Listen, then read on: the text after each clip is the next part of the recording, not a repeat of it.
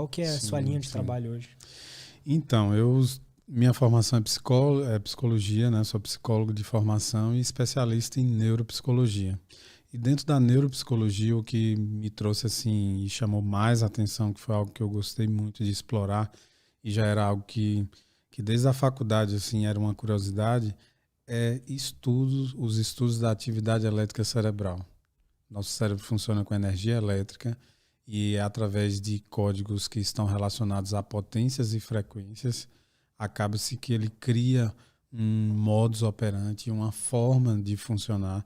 E isso é tão singular e tão único que cada cérebro funciona de um jeito tão diferente que é mais específico, por exemplo, do que as nossas digitais. E eu sempre brinco assim, né? Se o cérebro fosse um equipamento, seria o mais caro da vitrine para comprar. Total. E assim, muita coisa para explorar ainda, né? Tanto da atividade elétrica, né? Você que é um especialista em entrevistar pessoas que se especializam em cérebro, tem muita coisa ainda para buscar. Mas assim, em relação à atividade elétrica cerebral, eu, por exemplo, espero não morrer antes que essa atividade elétrica cerebral seja transformada em imagem e som, porque é um processo em que a ciência, a neurociência, a tecnologia está caminhando para isso. Hoje, por exemplo, no nosso consultório, a gente já trabalha com uma técnica chamada neurofeedback, Como que chama lá? a Sua empresa? Neurolog Brasil. Né? Nós somos uma startup em que a gente promove cooperação internacional desse tipo de conhecimento focado na exploração da atividade elétrica cerebral. Então, a gente já teve algumas cooperações internacionais que a gente traz o profissional para o Brasil, assim como, né, antes da pandemia, a gente sempre levando grupos e pessoas para buscar esse conhecimento fora, onde tem grandes centros, assim, né, na Europa, Estados Unidos e por aí vai. E quais os benefícios de poder ter imagem e som? Igual você estava falando Tá. da atividade cerebral. Perfeito. Hoje em dia eu faço uma comparação assim que eu acho muito bacana, que é lembrar da ultrassom, que é uma tecnologia da área médica, né, de imagem. A primeira tecnologia de exame de imagem foi a ultrassom. Era uma dimensão só, ou duas.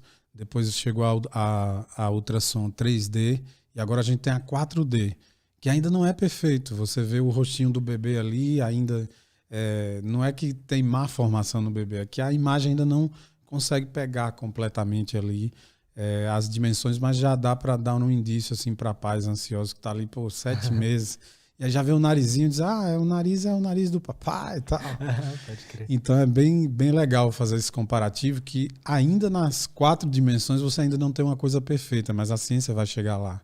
E já é muito empolgante, porque antes a gente partia do zero, ficava no escuro ali, não dava para saber nenhum sexo. Teve momentos da nossa existência que a mãe passava a gestação inteira sem saber se ia ser menino ou menina. Verdade. Imagine você, hoje a gente tem rituais, né? Tipo, o chá revelação, que eu acho bem bacana esse novo movimento aí.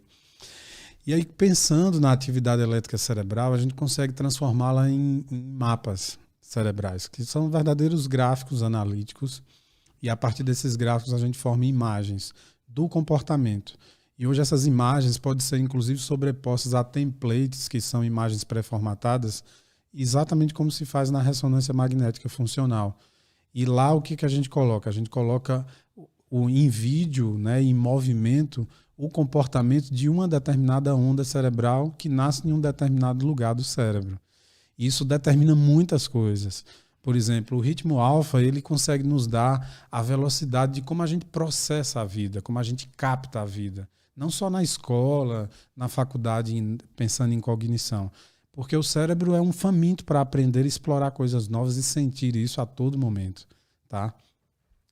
Então, o ritmo alfa ele consegue dar essa velocidade de processamento, ou seja, mostrar como a gente consegue captar as coisas que a vida está nos trazendo. Então, um sujeito alfa lento é um sujeito que precisa mais de alguns milésimos de segundo ou 1 segundo mais para poder processar uma piada e dar risada, por exemplo. O alfa rápido é aquele cara que já sabe o final da piada, ele já está rindo no meio. Mas o que exatamente é o ritmo alfa? O ritmo alfa, ele determina muitas coisas no cérebro.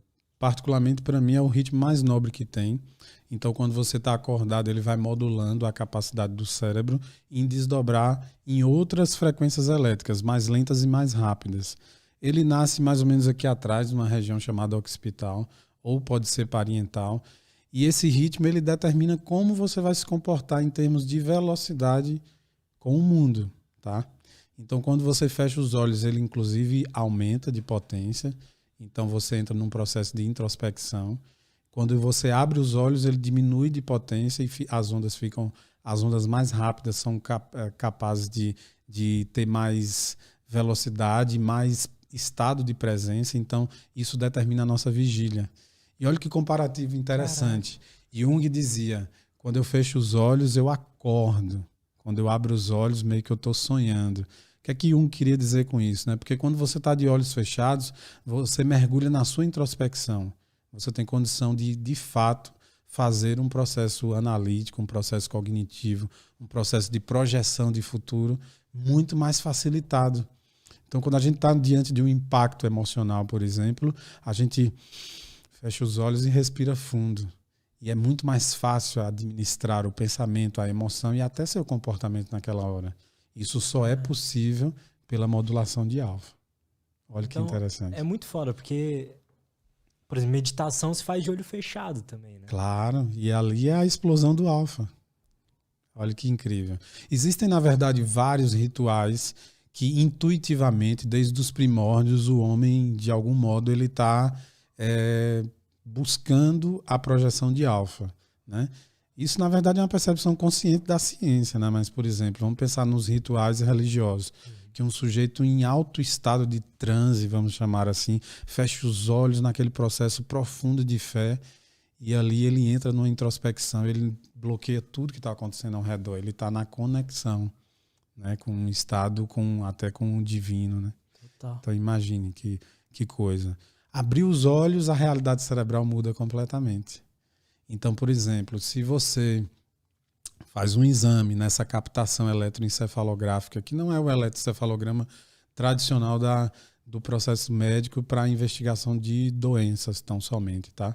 A gente investiga comportamentos elétricos que vão deflagrar tanto doenças, mas a gente também está atrás de como que a alta performance funciona em cérebros saudáveis, né?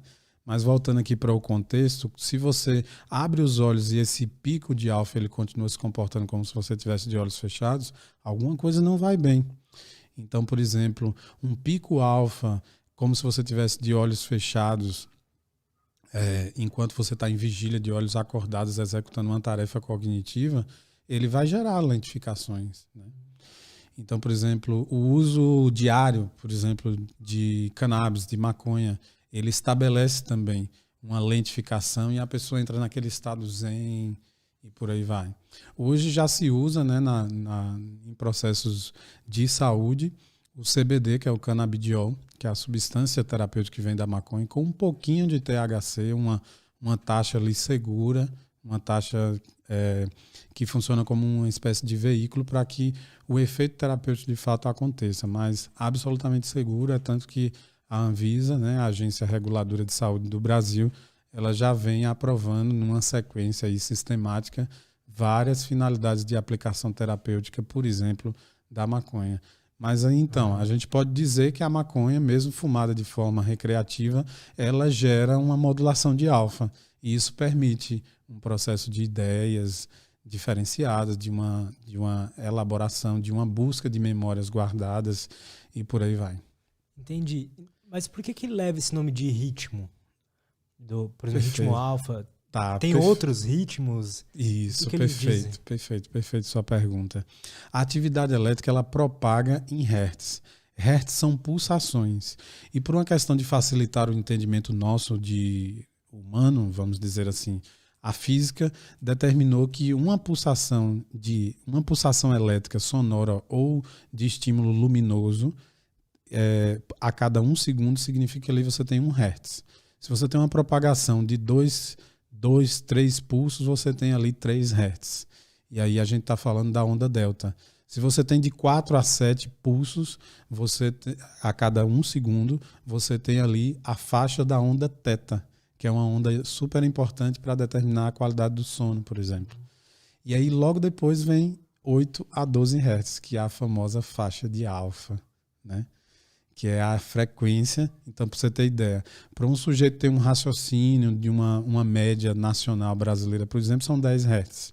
Então, 10 pulsações a cada 1 segundo, vezes 86 bilhões de neurônios, que é o que nós temos na nossa cabeça, que é uma pesquisa, né, da Universidade Federal do Rio de Janeiro, que conseguiu contabilizar, né, sobre a liderança do Robert Lent, né, que é um neurocientista também, professor, e da Suzana, que inclusive tem um livro, né, 100 bilhões de neurônios. E essa história é bem interessante, porque o livro se chamava 100 bilhões de neurônios e a Suzana, como pupilo, né, e era discípula lá do Robert Lent, ficava perguntando: mas como você chegou a essa matemática de 100 bilhões? Como você chegou?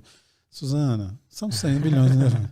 Ela foi lá e criou um método de diluir e tal, cérebros de pessoas que já haviam falecido, e ela conseguiu encontrar nesse método uma maneira de contabilizar. E foi através disso que ela chegou à conta dos 86 bilhões de neurônios. Então, 14 bilhões a menos do que o Robert tinha calculado. Ele quase e aí ela brinca com isso, né? Tipo, será que dessa vez o discípulo superou o mestre e tal? Você vai ter que trocar o nome do seu livro. E aí as próximas edições saem com a interrogação. Então, ele, em vez de botar 86 bilhões, ele colocou 100 bilhões de neurônios interrogando. Então, assim, o mestre, de novo, teve uma sacada aí de mestre, né? Eu gosto